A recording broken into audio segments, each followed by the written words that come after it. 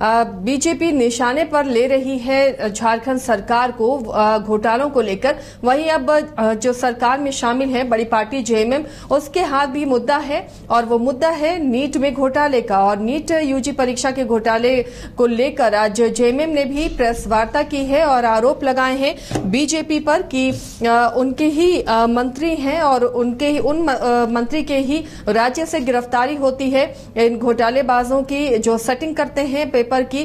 तो ऐसे में जो पवित्रता थी इस एग्जाम की वो धूमिल हुई है और ऐसे लोगों पर सख्त कार्रवाई होनी चाहिए। हमारे साथ सहयोगी सौरभ जुड़े हुए हैं, सौरभ का रुख करते हैं। सौरभ, आज नीट को लेकर काफी उबाल पूरे देश में देखा जा रहा है, जांच की मांग की जा रही है। जेएमएम ने भी सीबीआई और तमाम ईडी से भी जांच की इसकी मांग की है। क्या कुछ रहा आज प्रेस कॉन्फ्रेंस में, किस तरह से जेएमएम ने आरोप लगाए?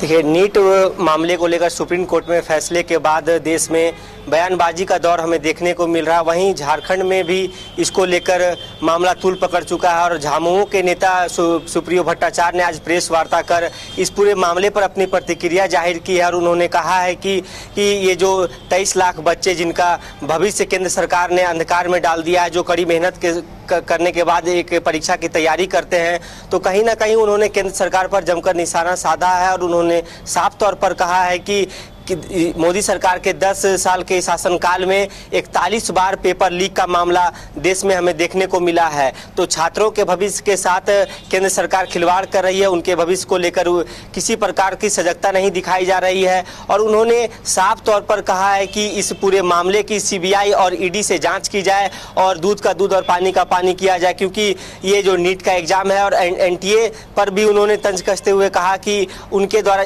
देश में जो कोचिंग संचालक हैं और जो कोचिंग चला रहे हैं, उन्होंने कहा है कि इनका तार राजस्थान और गुजरात से जुड़ा हुआ या किसी से छुपा हुआ नहीं है।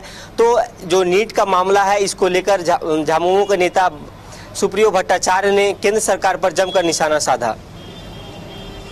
चलिए, तो एक मुद्दा भी है जेएमएम के पास या विपक्ष के पास, जिसे लेकर वो सरकार को लगातार घेर रही है। लेकिन जिस तरह से सुप्रीम कोर्ट का रिएक्शन आया है, इस मामले में जांच भी चल रही है।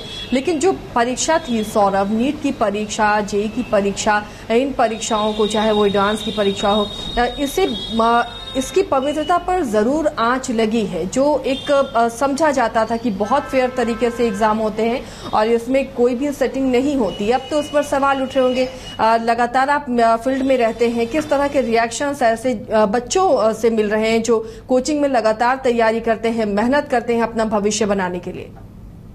नीट मामला हो या तो फिर इससे इतर और भी प्रतियोगिता परीक्षा का मामला हो, युवाओं में यदि पेपर लीक का मामला होता है, उनके एग्जाम में किसी प्रकार की गड़बड़ी होती है, तो उनमें आक्रोश देखने को मिलता है। उनका साफ तौर पे कहना होता है कि हम पारिवारिक दबाव भी हमारे ऊपर होता है और कड़ी मेहनत के साथ हम लोग किसी एग्जाम की तैयारी करते हैं और इस प्रकार की धांधली से हमारा जो मन वो विचलित होता है और हमें आगे पढ़ने का इच्छा नहीं करता है। तो जो छात्र हैं और छात्राएं हैं, उनमें उनका साफ तौर पे कहना होता है कि ये इस प्रकार के धांधली से, गड़बड़ी से हमारा मनोबल नीचा होता है। तो इसके ऊपर सरकार को कहीं ना कहीं काम करने की जरूरत है, एक सख्त कानून बनाने की भी जरूरत है कि जो पेपर लीक का मामला पूरे देश में देखने को मिलता है, ये पूरे देश की बात करें, यदि झारखंड राज्य की भी बात की जाए तो झारखंड में भी प्रतियोगिता परीक्षा में गड़बड़ी हमें बार बार देखने को मिलता है। चाहे जेएसएससी की बात कर ले, जेपीएससी की बात कर ले, तो इन तमाम छात्राओं में ये आक्रोश देखने को मिलता है। आए दिन छात्र अपनी मांगों को लेकर प्रदर्शन करते हुए हमें देखते हैं,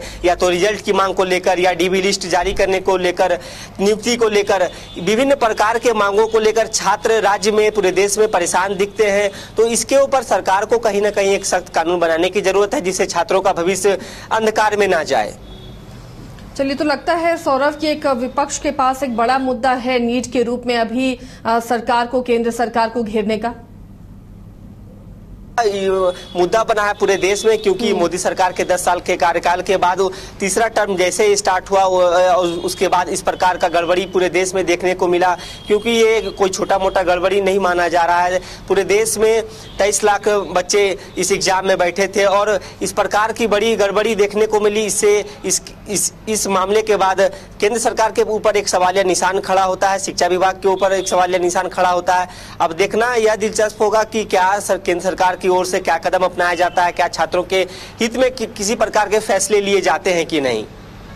चलिए, शुक्रिया सौरभ इस तमाम जानकारी के लिए। तो एक मुद्दा अभी फिलहाल विपक्ष के हाथ लगा है नीट को लेकर, जिसे लेकर वो केंद्र सरकार को घेरने की लगातार कोशिश कर रही है, लेकिन ये एक बड़ा मसला भी है क्योंकि जो भविष्य है देश के बच्चे लगातार वो मेहनत करते हैं और अगर जब परीक्षाएं ऐसे संदेह के घेरे में हों और ऐसे घोटालेबाजों घपलेबाजों के फेरे में पड़ जाएं तो सवाल उठना भी लाजमी है। फिलहाल इतना ही, लेकिन बाकी खबरों के लिए आप देखते रहिए News 22 को।